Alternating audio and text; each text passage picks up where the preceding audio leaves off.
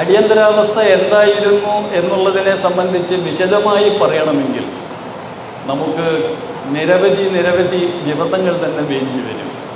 അതുകൊണ്ട് എന്തായിരുന്നു അടിയന്തരാവസ്ഥ എന്നും അതിൻ്റെ പ്രത്യാഘാതങ്ങൾ എന്തായിരുന്നു എന്നുമൊക്കെയുള്ള, അതിൻ്റെ പശ്ചാത്തലം എന്തായിരുന്നു എന്നുമൊക്കെയുള്ള വിഷയങ്ങളെക്കുറിച്ചുള്ള ഏതാനും ചില സൂചനകൾ മാത്രം ഈ സന്ദർഭത്തിലുണ്ടാവുകയും താല്പര്യമനുസരിച്ച് നമുക്ക് അതിൻ്റെ വിശദാംശങ്ങൾ അറിയണമെങ്കിൽ അത് അന്വേഷിച്ച് കണ്ടെത്താൻ വേണ്ടിയുള്ള ഒരു പ്രേരണ ഉണ്ടാവുകയും ചെയ്യുക എന്നതാണ് ഈ സന്ദർഭത്തിൽ ഈ വിഷയം പ്രതിപാദിക്കുന്നതിൻ്റെ ഉദ്ദേശം.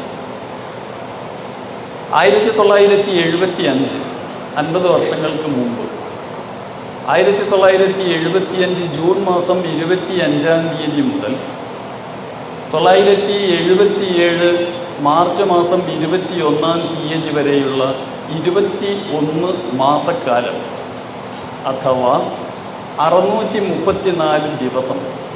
ഈ 634 ദിവസങ്ങൾ ആണ് അടിയന്തരാവസ്ഥ കാലഘട്ടം എന്ന പേരിൽ അറിയപ്പെടുന്നത്. 1925 ജൂൺ മാസം 25-ാം തീയതി മുതൽ 1977 മാർച്ച് മാസം 21-ാം തീയതി വരെയുള്ള 634 ദിവസം അഥവാ 21 മാസങ്ങൾ.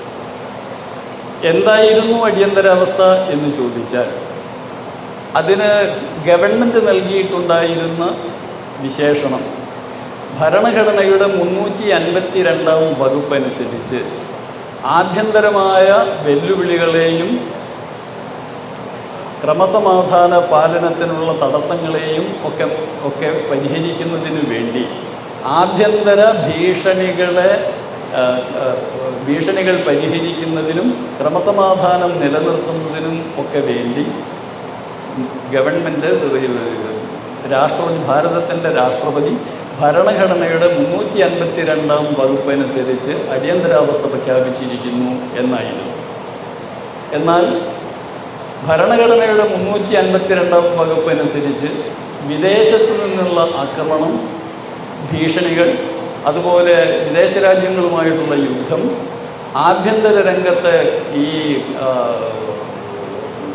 വമ്പിച്ച തോതിലുള്ള ആഭ്യന്തര രംഗത്തെ ഭീഷണികൾ, ഇത്തരം സന്ദർഭങ്ങളിലൊക്കെയാണ് ഈ വകുപ്പ് അടിയന്തരാവസ്ഥ പ്രഖ്യാപിക്കാനുള്ള അധികാരം നൽകുന്നത്.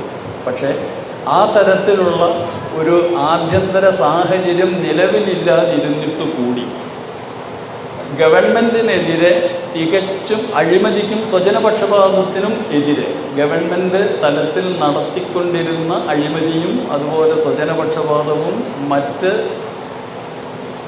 ജനദ്രോഹ നടപടികൾക്കും എതിരെ തികച്ചും ഗാന്ധിയൻ മാർഗത്തിലൂടെ നടന്ന സത്യാഗ്രഹ പരിപാടികൾ ആയിരുന്നു അന്ന് ആഭ്യന്തര തലത്തിൽ ഭാരതത്തിൽ പല ഭാഗങ്ങളിലും നടന്നുകൊണ്ടിരുന്നത്. എന്നാൽ യഥാർത്ഥത്തിൽ ഒരു ഭീഷണി എന്ന നിലയിൽ, ഒരു ആഭ്യന്തര ഭീഷണി നിലവിലില്ലാതിരുന്നിട്ടും അടിയന്തരാവസ്ഥ പ്രഖ്യാപിക്കാൻ ഉണ്ടായ കാരണവും അതിൻ്റെ സാഹചര്യവും മറ്റ് പലതുമാണ്. അതെന്തായിരുന്നു എന്നുള്ളതിനെക്കുറിച്ച് പരിശോധിക്കുമ്പോൾ ഒന്നാമത്തെ കാരണം അന്നത്തെ പ്രധാനമന്ത്രിയായിരുന്ന ശ്രീമതി ഇന്ദിരാഗാന്ധിക്കെതിരെ ഉണ്ടായ ചില കോടതി വിധികൾ ആയിരുന്നു. അന്നത്തെ രാഷ്ട്രപതി ബഹുമാനപ്പെട്ട ഫഖ്റുദ്ദീൻ അലി അഹമ്മദ് ആയിരുന്നു.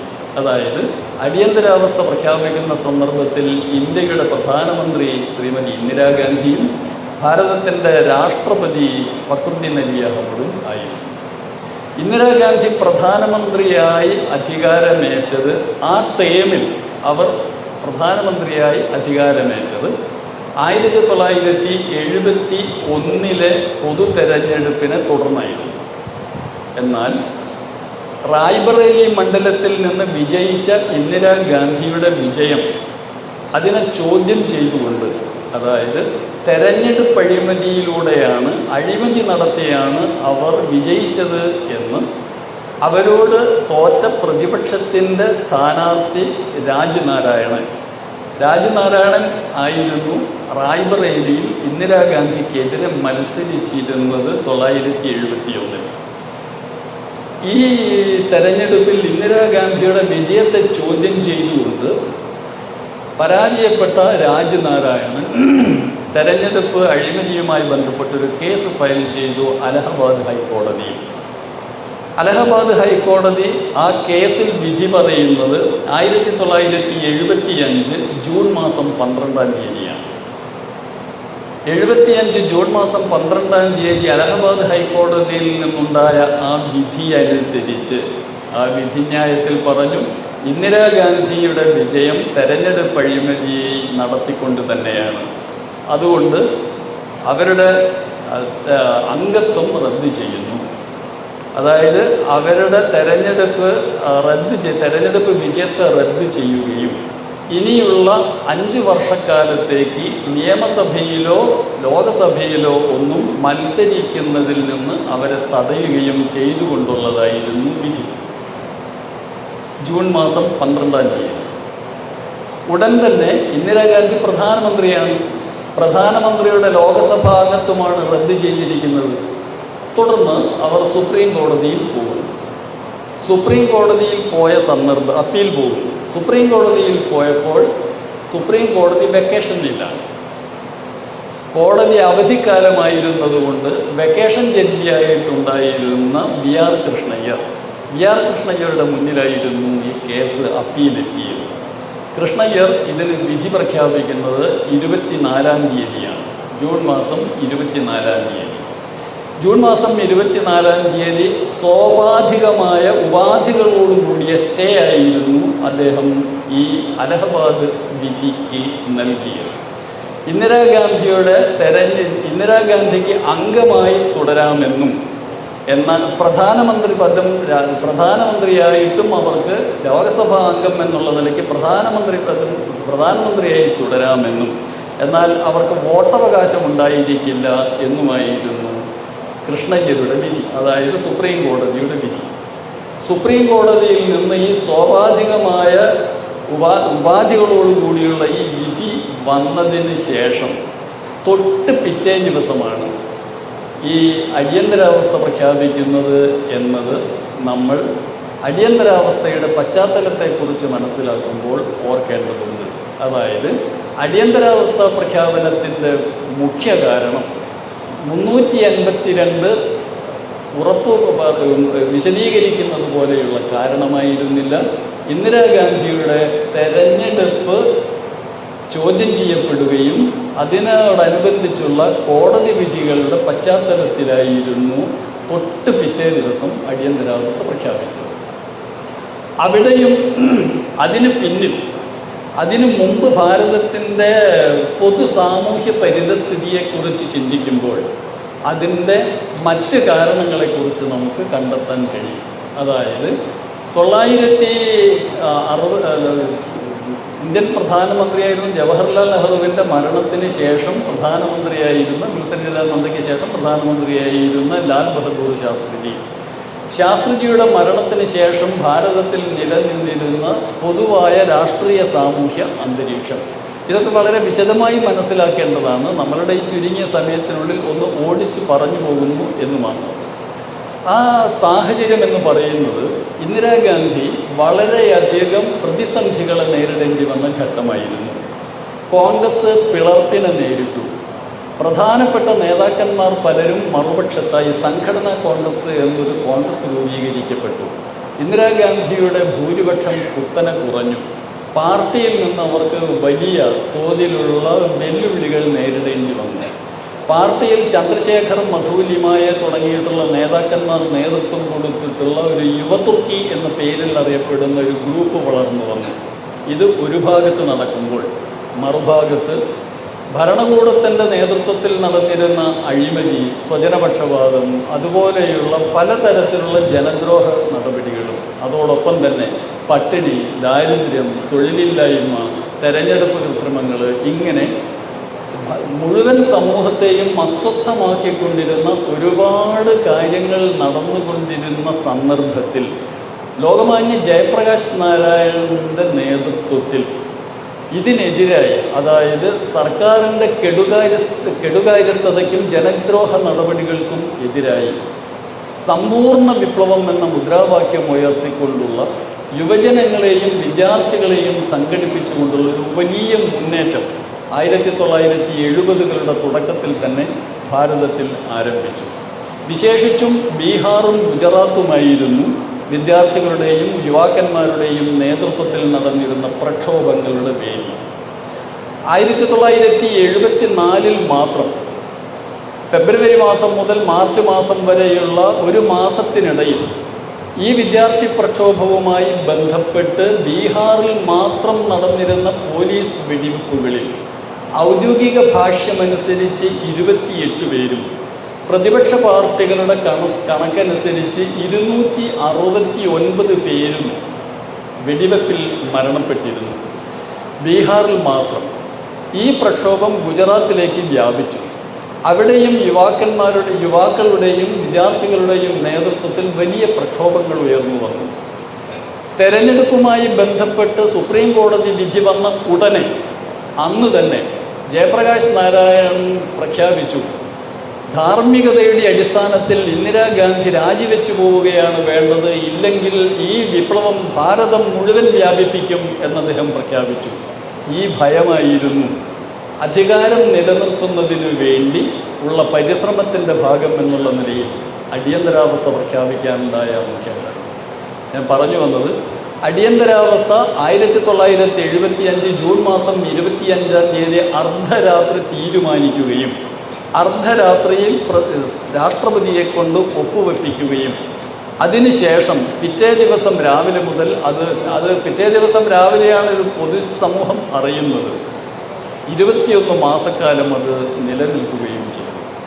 അടിയന്തരാവസ്ഥയുടെ തുടക്കം മുതൽ ഒടുക്കം വരെയുള്ള ഈ 634 ദിവസങ്ങളിലെയും നടപടികൾ മുഴുവൻ നോക്കിയാൽ എല്ലാം തന്നെ നിയമവിരുദ്ധമായിരുന്നു, ഭരണഘടനാ വിരുദ്ധമായിരുന്നു, രാജ്യവിരുദ്ധമായിരുന്നു, ജനവിരുദ്ധമായിരുന്നു, ജനാധിപത്യ വിരുദ്ധമായിരുന്നു എന്ന് കാണാൻ കഴിയും. കാരണം ക്യാബിനറ്റ് യോഗം ചേർന്നായിരുന്നില്ല, കേന്ദ്ര മന്ത്രിസഭാ യോഗം എടുത്ത തീരുമാനമായിരുന്നില്ല, അത് പ്രധാനമന്ത്രി ഒറ്റയ്ക്കെടുത്ത തീരുമാനമായിരുന്നു. രാഷ്ട്രപതി ഒപ്പുവെച്ചതിന് ശേഷം മാത്രമാണ് പിറ്റേ ദിവസം പുലർച്ചെ, അതായത് 1975 ജൂൺ മാസം 26 പുലർച്ചെ 4 മണിക്ക് അടിയന്തര യോഗം, ക്യാബിനറ്റിൻ്റെ യോഗം ചേരുകയും പ്രഖ്യാപനത്തിന് ശേഷം ക്യാബിനറ്റിനെ കൊണ്ട് അംഗീകരിപ്പിക്കുകയുമായിരുന്നു ചെയ്തത്. അവിടം മുതൽ അവസാനം വരെ ഒരു ഒരു ഒരു നിയമവിരുദ്ധ, ഭരണഘടനാ വിരുദ്ധ, ജനാധിപത്യ വിരുദ്ധ നടപടികളായിരുന്നു അടിയന്തരാവസ്ഥയുടെ പേരിലുണ്ടായത്. അടിയന്തരാവസ്ഥ കാലത്തെക്കുറിച്ച് പറയുന്നത്, അടിയന്തരാവസ്ഥയിൽ ഏതാണ്ട് ഒരു രാജ്യം മുഴുവൻ ഒരു ജയിലായി തീരുകയായിരുന്നു. ജനാധിപത്യപരമായ എല്ലാ അവകാശങ്ങളും നിഷേധിക്കപ്പെട്ടു.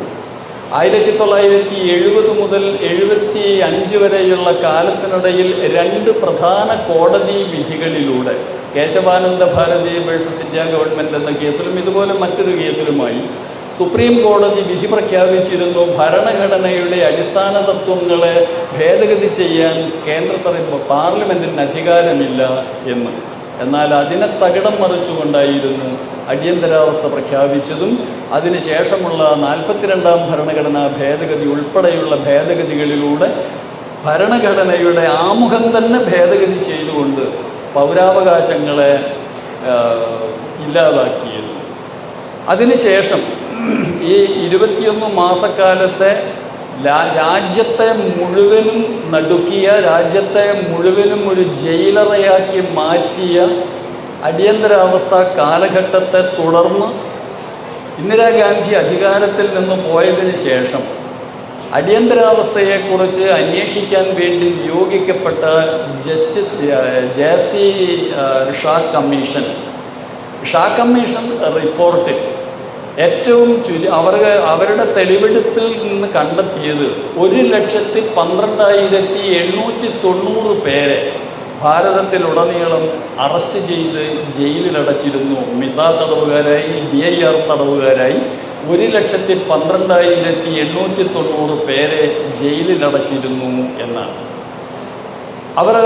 ഷാ കമ്മീഷൻ റിപ്പോർട്ടിൽ തന്നെ പറയുന്നത്, ആദ്യം രാജ്യം ഈ അടിയന്തരാവസ്ഥ പ്രഖ്യാപനത്തിലൂടെ രാജ്യത്തുടനീളം ഒരു ഞെട്ടലും, അതിനുശേഷം ഒരു ബോധക്കേടും, അതിനുശേഷം ഒരു മരവിപ്പുമായിരുന്നു സമൂഹത്തിലാകമാനം അനുഭവപ്പെട്ടത് എന്നായിരുന്നു.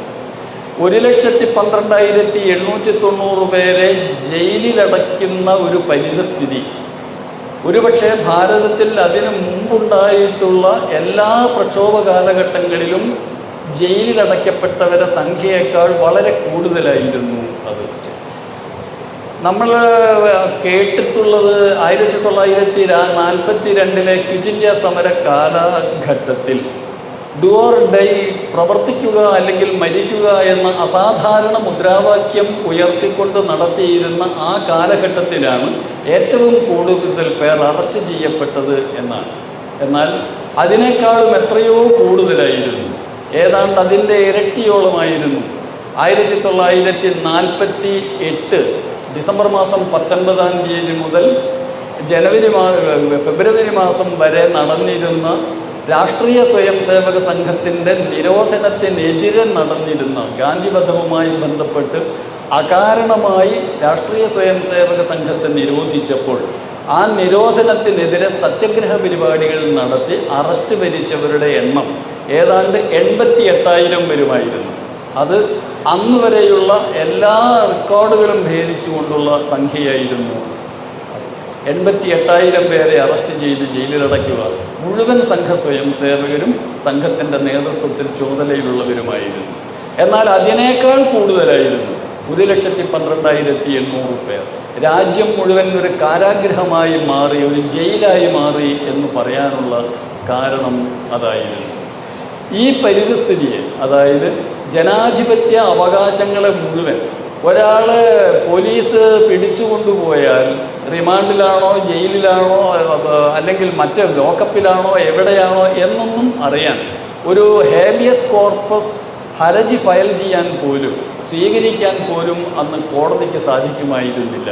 അടിയന്തരാവസ്ഥയിലെ കരിനിയമങ്ങൾ ഉപയോഗിച്ച് കോടതിയുടെ അധികാരത്തെ, ജനങ്ങളുടെ മൗലികാവകാശങ്ങളെ മുഴുവനും തന്നെ അതിനൊക്കെ വിലക്ക് ഏർപ്പെടുത്തിക്കൊണ്ടുള്ള ഒരു ഭരണമായിരുന്നു അടിയന്തരാവസ്ഥയിൽ ആ സന്ദർഭത്തിൽ നടന്നുകൊണ്ടിരുന്നത്. ഈ സന്ദർഭത്തിൽ രാഷ്ട്രീയ സ്വയം സേവക സംഘത്തിൻ്റെ നേതൃത്വത്തിലുണ്ടായിരുന്ന പരംപൂജനീയ സർസംഘചാലക് ദേവറസ്ജിയെ ഉൾപ്പെടെ നമ്മുടെ പ്രമുഖ നേതാക്കന്മാരെ മുഴുവനും, പ്രമുഖ സംഘ കാര്യകർത്താക്കളെ മുഴുവനും അറസ്റ്റ് ചെയ്തു.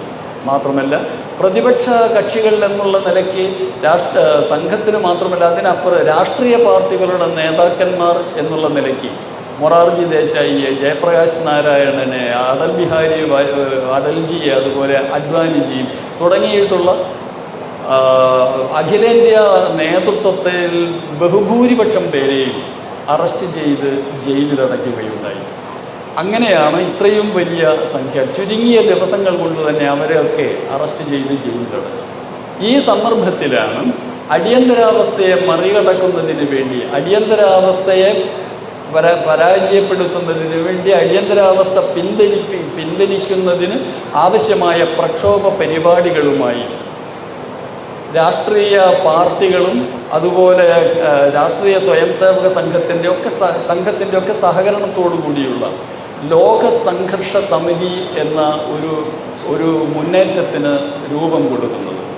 ജയപ്രകാശ് നാരായണനും അതുപോലെ അന്നത്തെ ഭാരതീയ ജനസംഘത്തിൻ്റെ സംഘടനാ സെക്രട്ടറി ആയിരുന്ന നാനാജി ദേശ്മുഖ് പോലെയുള്ള അഖിലേന്ത്യാ നേതാക്കന്മാരായിരുന്നു ലോക സംഘർഷ സമിതിക്ക് നേതൃത്വം കൊടുത്തിരുന്നത്. ഈ ലോക സംഘർഷ സമിതിയുടെ നേതൃത്വത്തിലാണ് പിന്നീട് അടിയന്തരാവസ്ഥ പിൻവലിക്കുന്നത് വരെ, അല്ലെങ്കിൽ അതിന് തൊട്ടുമുമ്പ് തെരഞ്ഞെടുപ്പ് പ്രഖ്യാപിക്കുന്നത് വരെ ഉള്ള ഈ അണ്ടർഗ്രൗണ്ടിൽ, അതായത് ഒളിപ്രവർത്തനങ്ങളിലൂടെ നടത്തിയ പ്രക്ഷോഭം, ആ പ്രക്ഷോഭങ്ങൾ മുഴുവനും നടന്നിരുന്നത് ലോക സംഘർഷ സമിതിയുടെ നേതൃത്വത്തിലായിരുന്നു. ഇവിടെ എടുത്തു പറയേണ്ടുന്ന ഒരു പ്രധാനപ്പെട്ട സംഭവം, നാം അടിയന്തരാവസ്ഥയുമായി ബന്ധപ്പെട്ട് കേരളത്തിൻ്റെ ഒരു പശ്ചാത്തലത്തെക്കുറിച്ച് ചിന്തിക്കുമ്പോൾ നാം ഇപ്പോൾ ഇരിക്കുന്ന ഈ സ്ഥലം, അതായത് രാഷ്ട്രീയ സ്വയം സേവക സംഘത്തിൻ്റെ പ്രാന്ത കാര്യാലയം, ഈ പ്രാന്ത കാര്യാലയം നമുക്ക് ഈ സ്കൂളിൻ്റെ തൊട്ടു പിന്നിൽ നമുക്ക് കാണാം. ആ കെട്ടിടം അതാണ് നമ്മുടെ രാഷ്ട്രീയ സ്വയം സേവക സംഘം 1964 കേരള പ്രാന്തമായി രൂപീകരിച്ചതിന് ശേഷം ഒരു സ്വന്തമായ ഒരു കാര്യാലയം വേണം പ്രാന്തതലത്തിൽ എന്ന ഒരു ആഗ്രഹത്തിൻ്റെ അടിസ്ഥാനത്തിൽ ഒരു കാര്യാലയം ഉണ്ടാക്കുന്നതിന് വേണ്ടിയുള്ള പ്രവർത്തനം വർഷങ്ങളോളം നടന്ന് ഒരു കാര്യാലയം നിർമ്മിച്ചെടുത്ത് അതിൻ്റെ ഉദ്ഘാടനം നിശ്ചയിച്ചിരുന്നത് ജൂൺ മാസം 26-ാം തീയതിയായിരുന്നു 1975. 1975 ജൂൺ മാസം 26-ാം തീയതി നമുക്ക് തൊട്ടു പിന്നിലുള്ള ഈ പ്രാന്ത കാര്യാലയം നിർമ്മിച്ചതിൻ്റെ ഉദ്ഘാടനം, അതിൻ്റെ ഗൃഹപ്രവേശം നിശ്ചയിക്കുകയുണ്ടായി. ആ ഗൃഹപ്രവേശത്തോടനുബന്ധിച്ച് 2 ദിവസം കേരളത്തിലെ മുഴുവൻ പ്രചാരകന്മാരുടെയും ഒരു ബൈഠക്കും അതോടനുബന്ധിച്ച് നിശ്ചയിച്ചിട്ടുണ്ടായിരുന്നു.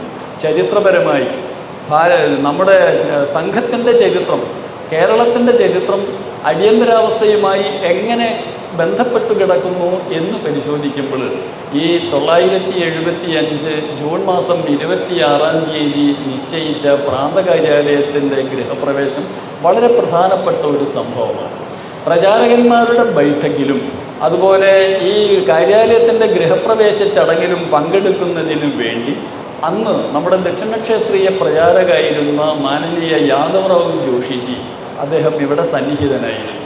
രാവിലെ അതിനുള്ള ഒരുക്കങ്ങളൊക്കെ നടന്നുകൊണ്ടിരുന്ന സന്ദർഭത്തിലാണ്, ഗണപതി ഹോമം ഉൾപ്പെടെയുള്ള ചടങ്ങുകളൊക്കെ നടന്നുകൊണ്ടിരിക്കുന്ന ആ സന്ദർഭത്തിലാണ് അടിയന്തരാവസ്ഥയുടെ വിവരമെത്തുന്നത്. തൊട്ടടുത്ത് ഭാരതീയ ജനതാ പാർട്ടിയുടെ സംസ്ഥാന ഓഫീസിൽ അതിൻ്റെ നേതാക്കന്മാരുണ്ടായിരുന്നു.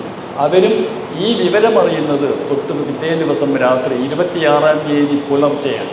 എല്ലാവരും ഒരുമിച്ച് കൂടി ഇനി എന്ത് ചെയ്യണമെന്ന് ആലോചിക്കുന്ന സന്ദർഭങ്ങളിലാണ് അഖിലേന്ത്യാ അടിസ്ഥാനത്തിൽ 700ഓളം ദേശീയ നേതാക്കന്മാരും അണികളും ഉൾപ്പെടെ നേതാക്കന്മാരുൾപ്പെടെ 700ഓളം പേരെ അറസ്റ്റ് ചെയ്ത് ജയിലിലടച്ച് കഴിഞ്ഞു. പത്രമാധ്യമങ്ങളെ നിയന്ത്രണം ഏർപ്പെടുത്തി, വാർത്തകൾക്ക് സെൻസർഷിപ്പ് ഏർപ്പെടുത്തി, മൗലികാവകാശങ്ങൾ പലതും റദ്ദു ചെയ്തു തുടങ്ങിയ വിവരങ്ങളൊക്കെ വരുന്നത് യാദവറാവുജിയുടെ നിർദ്ദേശം അനുസരിച്ച് അവിടെ കാര്യാലയത്തിൽ ഒരുമിച്ച് കൂടുകയും കാര്യാലയത്തിൻ്റെ ഉദ്ഘാടനവുമായി ബന്ധപ്പെട്ട് അതിൻ്റെ ബാക്കി ചടങ്ങുകളും പ്രചാരകന്മാരുടെ ബൈഠക്കും ഒക്കെ ഒഴിവാക്കുകയും അദ്ദേഹത്തിൻ്റെ നിർദ്ദേശം, അതായത് യാദവറാവുജിയുടെ നിർദ്ദേശം, പ്രചാരകന്മാർ അണ്ടർഗ്രൗണ്ടിൽ പ്രവർത്തിക്കുക, അവർക്ക് നിർദ്ദേശമനുസരിച്ച് അഖിലഭാരതീയ നിർദ്ദേശമനുസരിച്ച് അണ്ടർഗ്രൗണ്ടിൽ പ്രവർത്തിക്കുക, സ്ഥാനീയ കാര്യകർത്താക്കൾ അവരവരുടെ സ്ഥലങ്ങളിൽ തന്നെ ഉണ്ടായിരിക്കണം, അവിടുത്തെ പ്രവർത്തനങ്ങൾക്ക് നേതൃത്വം കൊടുക്കുക, ഇതായിരുന്നു നിർദ്ദേശം.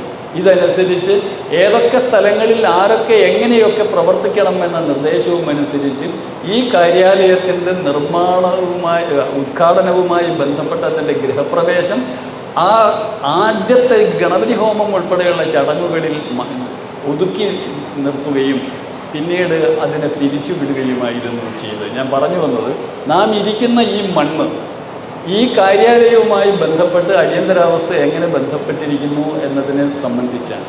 ആ സന്ദർഭത്തിൽ നമ്മുടെ പ്രാന്ത കാര്യവാഹ് മാനനീയ TV അനന്തേട്ടനായിരുന്നു. അദ്ദേഹം ഹൈക്കോടതി വക്കീലായിരുന്നു.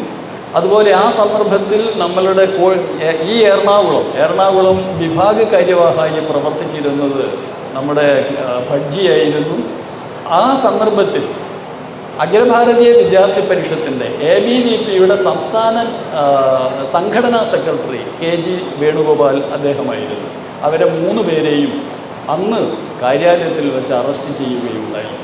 ബാക്കി പ്രവർത്തകന്മാരെല്ലാം പല വഴിക്ക് പോയിരുന്നു അന്ന്. അതായത് ഞാൻ പറഞ്ഞു വന്നത്, ABVPയുടെ പങ്കും കേരളത്തിൽ ABVPയുടെ പ്രവർത്തകന്മാർക്ക് നേരെയുണ്ടായ അറസ്റ്റും ഭീഷണികളും ഒക്കെ പരിശോധിച്ചാൽ ആദ്യത്തെ അറസ്റ്റ് തന്നെ നമ്മുടെ സംഘടനയുമായി ബന്ധപ്പെട്ട് ആദ്യത്തെ അറസ്റ്റ് തന്നെ നമ്മുടെ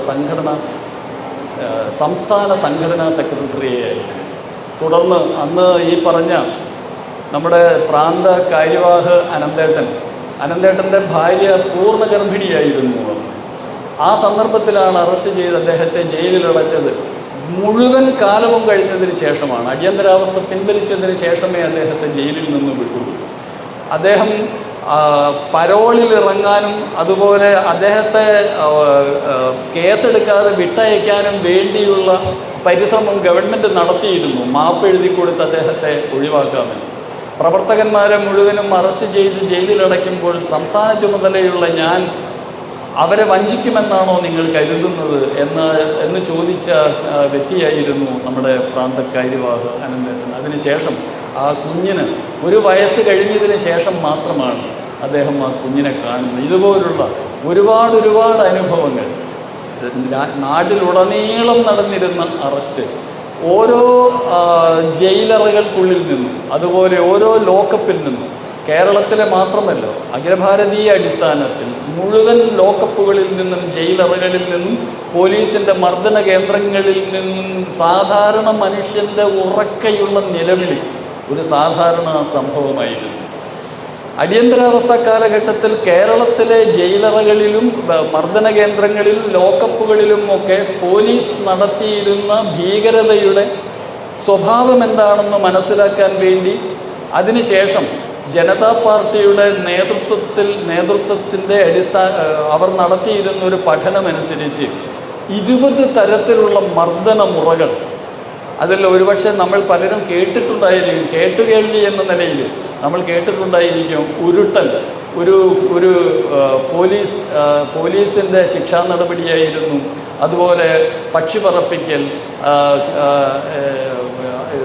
ഈ ചുമരിനടുത്ത് നിർത്തി വലത് കൈ കൊണ്ട് ഒരു പോലീസിന് ആക്രമിക്കുന്ന പോലീസുകാരൻ്റെ മുന്നിൽ ചുമരിന് ഇടതുഭാഗത്തായിട്ട് നിർത്തി വലത് കൈ കൊണ്ട് മുഖത്തടിക്കുന്ന സന്ദർഭത്തിൽ കൈകൊണ്ടുള്ള അടിയും ചുമരിനോടുള്ള അടിയും അങ്ങനെ ഉള്ള, പിന്നെ ക്ലിപ്പിങ്, രോമം പറിച്ചെടുക്കൽ തുടങ്ങി നിരവധി പ്രാകൃത മുറകൾ പോലീസ് അറസ്റ്റ് ചെയ്യപ്പെട്ട സാധാരണക്കാരനിൽ പ്രയോഗിച്ചു.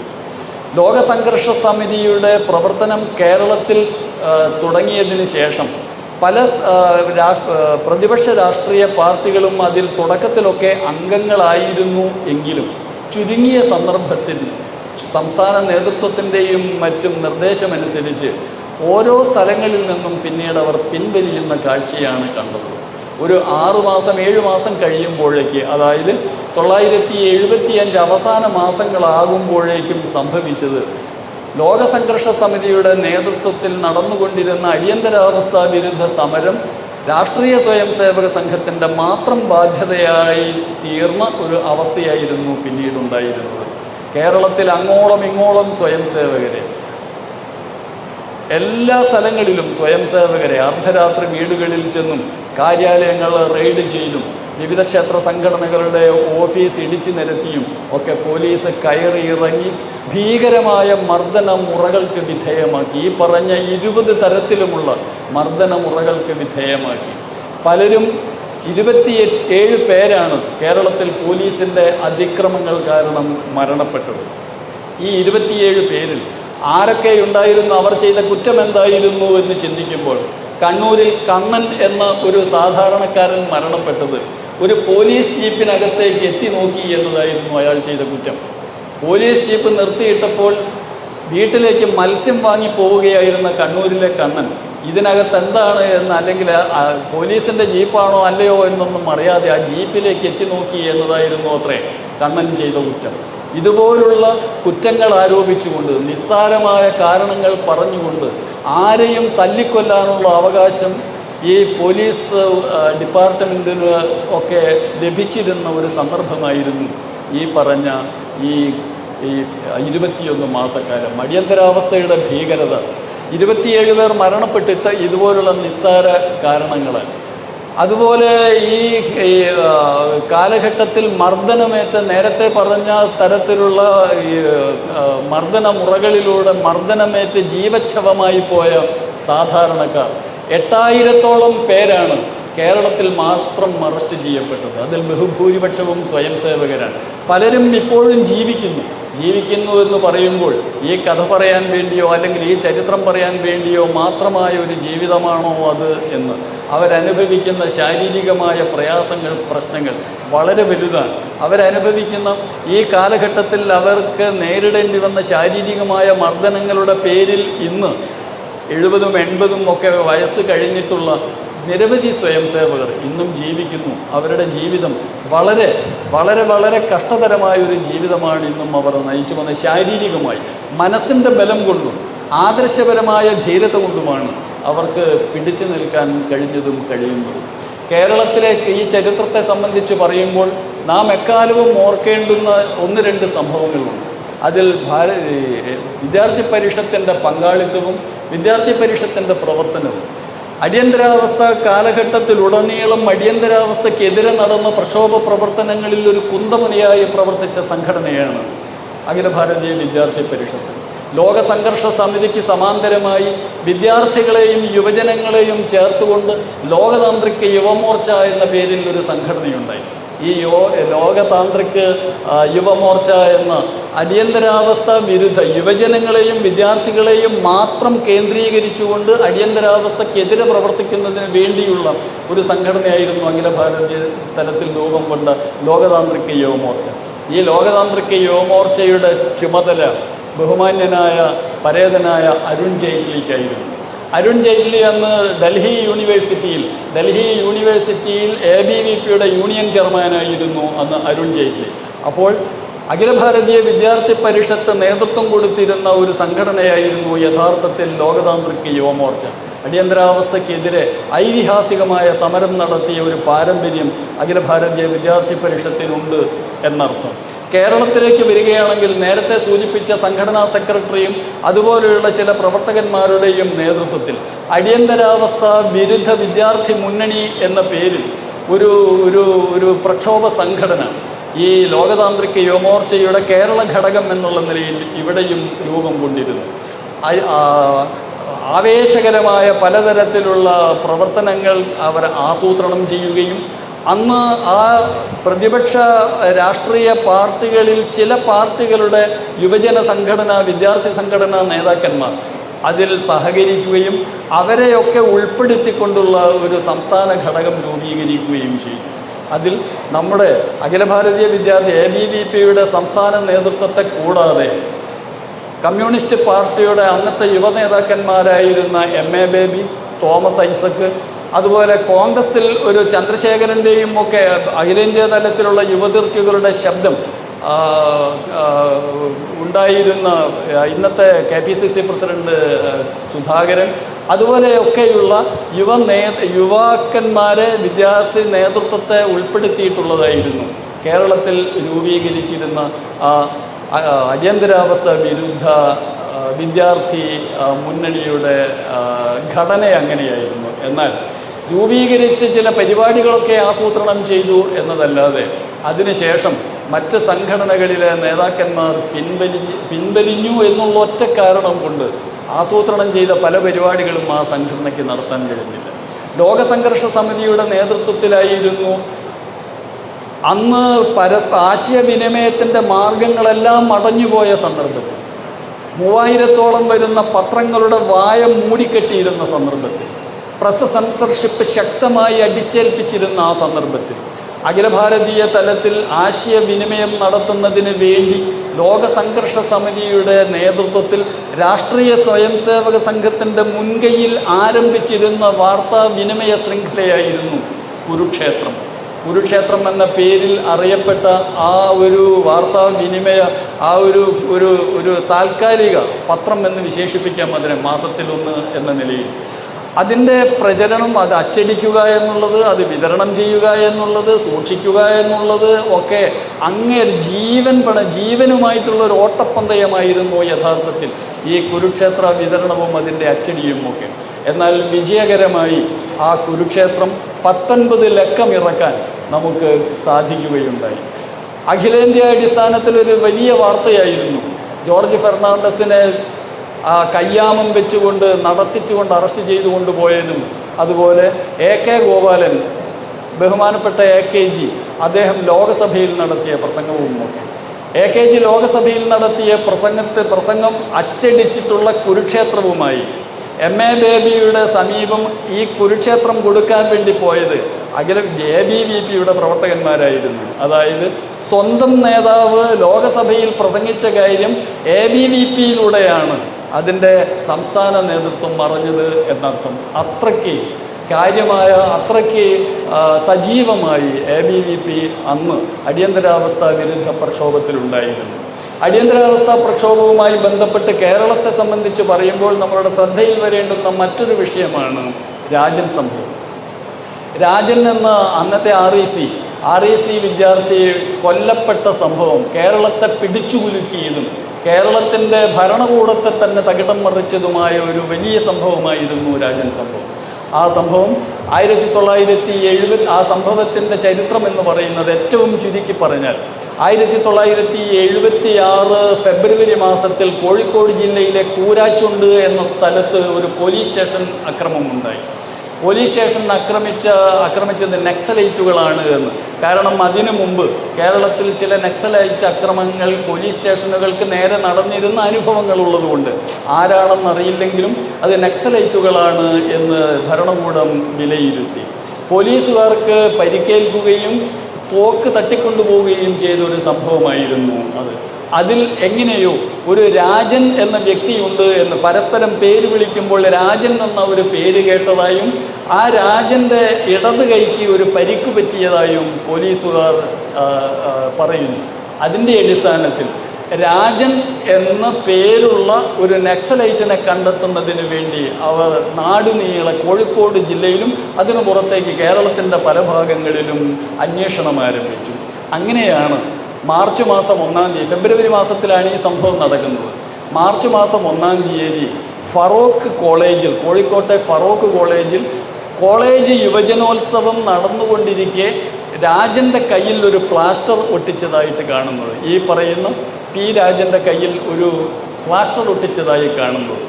ഈ രാജൻ കോഴിക്കോട് RECയിൽ ഹോസ്റ്റലിൽ തിരിച്ചെത്തിയ സന്ദർഭത്തിൽ അദ്ദേഹത്തെ അറസ്റ്റ് ചെയ്ത് കസ്റ്റഡിയിലെടുക്കുകയും പിന്നീട് എവിടെ പോയി എന്നുള്ളതിനെക്കുറിച്ച് ആർക്കും ഒരു രൂപമില്ലാത്ത അവസ്ഥയിലെത്തുകയും ചെയ്തു.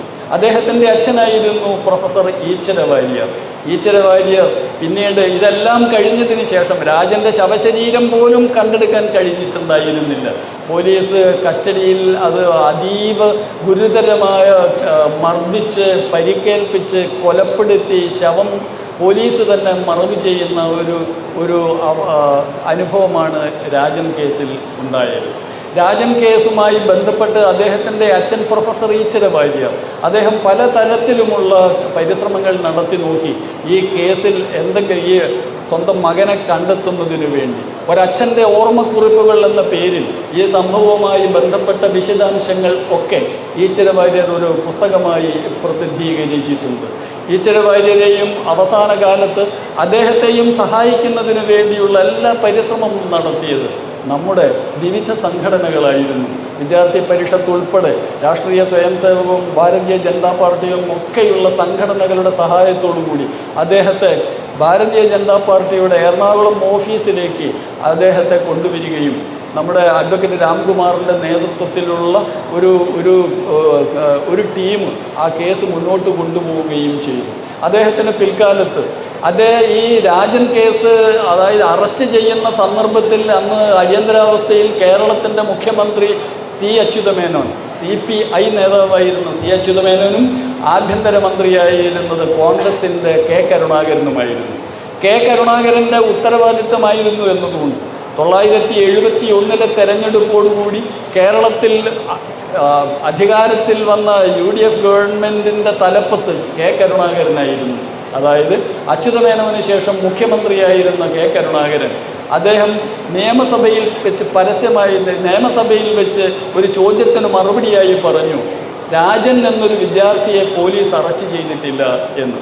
എന്നാൽ കോടതിയിൽ തെളിവുകൾ വരികയും രാജനെ അറസ്റ്റ് ചെയ്തതിന് തെളിവുണ്ട് എന്നും പരോക്ഷമായി യഥാർത്ഥത്തിൽ മുഖ്യമന്ത്രി സഭയിൽ പറഞ്ഞത് കള്ളമാണ് എന്ന സൂചനയോടുകൂടിയ ഒരു വിധിയുണ്ടായപ്പോൾ അദ്ദേഹത്തിന് രാജിവെക്കേണ്ടി വന്നു. ഒറ്റ മാസം കൊണ്ട് K. കരുണാകരന് രാജിവെക്കേണ്ടി വന്നു. എന്നാൽ രാജൻ സംഭവവുമായി ബന്ധപ്പെട്ട് ഇന്ന് നമുക്കറിയാവുന്നതുപോലെ അല്ലെങ്കിൽ നാം കേട്ടിട്ടുള്ളതുപോലെ രാജൻ്റെ മൃതദേഹം പോലും കിട്ടിയിരുന്നില്ല. രാജൻ പോലീസ് അറസ്റ്റ് ചെയ്ത് കൊലപ്പെടുത്തിയതായിരുന്നു. അതിൻ്റെ പിന്നീട് പോലീസ് ജയറാം പടിക്കലിനും പുലിക്കോടൻ നാരായണനുമൊക്കെ എതിരെ കേസെടുക്കുകയും അതിൻ്റെ പിന്നീട് അതുമായി ബന്ധപ്പെട്ട് ഒരുപാട് ചരിത്രങ്ങളുണ്ട്. ഞാൻ പറഞ്ഞു വന്നത്, ഈ രാജൻ സംഭവം യഥാർത്ഥത്തിൽ കേരളത്തിലെ കോളേജുകളിൽ ഒരു വലിയ ചലനം സൃഷ്ടിച്ചിട്ടുണ്ടായിരുന്നു. കേരളത്തിലെ ക്യാമ്പസുകളിൽ രാജൻ സംഭവം ഒരു വലിയ വിഷയമായിരുന്നു.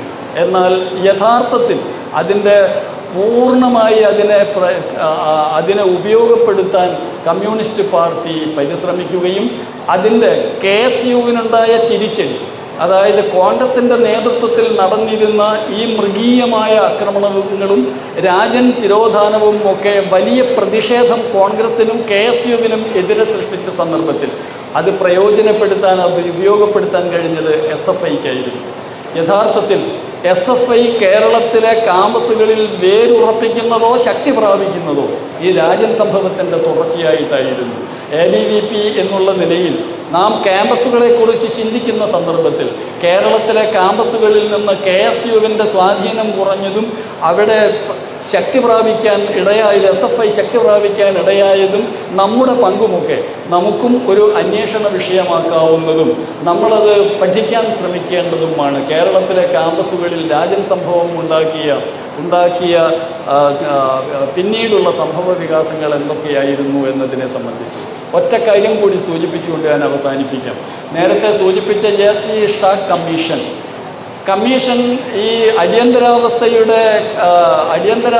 പ്രഖ്യാപനം, അതിനുശേഷം അടിയന്തരാവസ്ഥയിൽ നടന്നിരുന്ന ക്രൂരതകൾ തുടങ്ങിയിട്ടുള്ള വിവിധ വിഷയങ്ങളെക്കുറിച്ച് അന്വേഷിച്ച് റിപ്പോർട്ട് സമർപ്പിക്കുന്നതിന് വേണ്ടിയായിരുന്നു 1977 ഫെബ്രുവരി മാസത്തിൽ നടന്ന തെരഞ്ഞെടുപ്പിൽ ഇന്ദിരാഗാന്ധി പരാജയപ്പെട്ടതിന് ശേഷം 4 ദേശീയ കക്ഷികൾ ചേർന്ന് സംഘടനാ കോൺഗ്രസും ഭാരതീയ ജനസംഘവും അതുപോലെ സോഷ്യലിസ്റ്റ് പാർട്ടിയും ലോക്ദളും ഈ 4 കക്ഷികൾ ചേർന്ന് രൂപീകരിച്ച ജനതാ പാർട്ടി എന്ന പാർട്ടി അധികാരത്തിൽ വരികയും മൊറാർജി ദേശായി മുഖ്യമന്ത്രിയായി അധികാരമേൽക്കുകയും ഒക്കെ ചെയ്ത 1977 മാർച്ച് മാസത്തോടുകൂടി ഈ ഗവൺമെൻറ് ഇന്ദിരാഗാന്ധിക്ക് ശേഷം ജനതാ ഗവൺമെൻറ് അധികാരത്തിൽ വന്നപ്പോൾ ആയിരുന്നു ഈ അടിയന്തരാവസ്ഥയെക്കുറിച്ച് പഠിച്ച് റിപ്പോർട്ട് സമർപ്പിക്കാൻ വേണ്ടി ഷാ കമ്മീഷനെ നിയമിച്ചത്.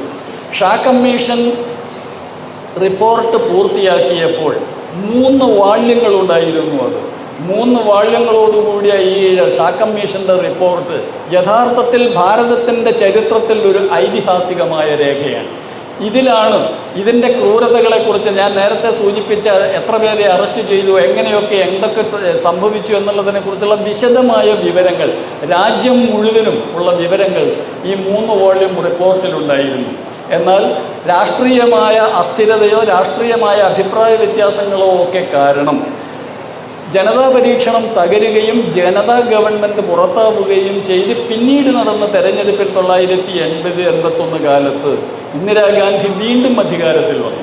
ഇന്ദിരാഗാന്ധി വീണ്ടും അധികാരത്തിൽ വന്നപ്പോൾ സംഭവിച്ചത് 3 വാള്യങ്ങൾ ഉൾക്കൊള്ളുന്ന ഷാ കമ്മീഷൻ റിപ്പോർട്ടിൻ്റെ എല്ലാ കോപ്പികളും സർക്കാരിൻ്റെ സംവിധാനത്തിലുണ്ടായിരുന്നത്, പാർലമെൻറ്റിലുണ്ടായിരുന്നത്, ഗവൺമെൻറ്റിൻ്റെ കീഴിലുള്ള ലൈബ്രറികളിലുണ്ടായിരുന്നത് എല്ലാം തന്നെ വരുത്തിച്ച് ചുട്ട് ചാമ്പലാക്കുകയായിരുന്നു. ഒരാൾക്കും അത് ഇനി വായിക്കാൻ കിട്ടരുത് എന്ന ഉദ്ദേശത്തോടു കൂടി അത് മുഴുവനും സർക്കാർ നേതൃത്വത്തിൽ നശിപ്പിക്കുകയായിരുന്നു. ഇത് തന്നെയായിരുന്നു 1948 രാഷ്ട്രീയ സ്വയം സേവക സംഘത്തിനെതിരെ നടത്തിയ നിരോധനത്തെ സംബന്ധിച്ച് ഉണ്ടായ കപൂർ കമ്മീഷൻ റിപ്പോർട്ടും RSSന് യാതൊരു തരത്തിലുള്ള പങ്കുമില്ല എന്ന് കണ്ടെത്തിയതിൻ്റെ അടിസ്ഥാനത്തിൽ കപൂർ കമ്മീഷൻ റിപ്പോർട്ടും നശിപ്പിക്കപ്പെടുകയായിരുന്നു. ഈ ഷാ കമ്മീഷൻ റിപ്പോർട്ട് അവസാനം 2 എണ്ണമുണ്ട് എന്ന് പലരും പറഞ്ഞു കേട്ടത്, ഒന്ന് ബ്രിട്ടനിലെ ഒരു ലൈബ്രറിയിലും മറ്റൊന്ന് ആസ്ട്രേലിയയിലെ ഒരു ലൈബ്രറിയിലും മാത്രമായിരുന്നു. അങ്ങനെ ഏറാച്ചെഴിയാൻ എന്ന ഒരു പ്രതിപക്ഷ രാഷ്ട്രീയ പാർട്ടിയിൽപ്പെട്ട തമിഴ്നാട്ടിലെ DMK-യിൽ അംഗമായിരുന്ന ഏറാച്ചെഴിയാൻ അത് അന്വേഷിച്ചു പോവുകയും ഈ ഷാ കമ്മീഷൻ റിപ്പോർട്ടിൻ്റെ 3 വാള്യങ്ങൾ ഓരോ പ്രതികൾ അദ്ദേഹം കണ്ടെത്തി അത് പുനഃപ്രകാശനം ചെയ്തു. നാം ഓർക്കേണ്ടത് 1977 കാലത്ത് 77-78 കാലത്ത് പാർലമെൻറ്റിൽ സബ്മിറ്റ് ചെയ്തിട്ടുണ്ടായിരുന്ന ഈ ഷാ കമ്മീഷൻ റിപ്പോർട്ട് പിന്നീട് കണ്ടെത്തി പ്രസിദ്ധീകരിക്കുന്നത് 2010-ലായിരുന്നു. 2010 ഫെബ്രുവരിയിൽ Shah commission report lost and gained എന്ന പേരിൽ അദ്ദേഹം പ്രസിദ്ധീകരിച്ചു. അതായത് ഷാ കമ്മീഷൻ റിപ്പോർട്ട് നഷ്ടപ്പെടുകയും പിന്നീട് വീണ്ടെടുക്കുകയും ചെയ്തത് എന്ന പേരിൽ ഷാ കമ്മീഷൻ റിപ്പോർട്ട് 2010 ഫെബ്രുവരിയിൽ പ്രസിദ്ധീകരിച്ചു. LK അഡ്വാനിജിയായിരുന്നു അത് പ്രകാശനം ചെയ്തത്. അതായത് 2010 മുതൽ അത് വീണ്ടും ലഭ്യമാണ്. ഇവിടെ പറഞ്ഞു വന്നതിൻ്റെ താല്പര്യം, ഒരു പക്ഷേ നമ്മളെല്ലാവരും വിദ്യാർത്ഥികളാണ്. ഇവിടെ പ്രതിനിധികളായി എത്തിയിട്ടുള്ളവരൊക്കെ വിദ്യാർത്ഥികളാണ്. വിദ്യാർത്ഥികൾ എന്നുള്ള നിലയ്ക്ക് നമുക്ക് താല്പര്യമുണ്ടെങ്കിൽ ഈ ഷാ കമ്മീഷൻ റിപ്പോർട്ട് അത് ലോസ്റ്റ് ആൻഡ് റീഗെയിൻഡ് എന്നുള്ള ആ ഒരു പുസ്തകത്തിൻ്റെയോ അല്ലെങ്കിൽ അതിൻ്റെ ചരിത്രത്തെ അന്വേഷിച്ചുകൊണ്ടോ ഒരു റിസർച്ച് തന്നെ ആകാവുന്നതാണ്.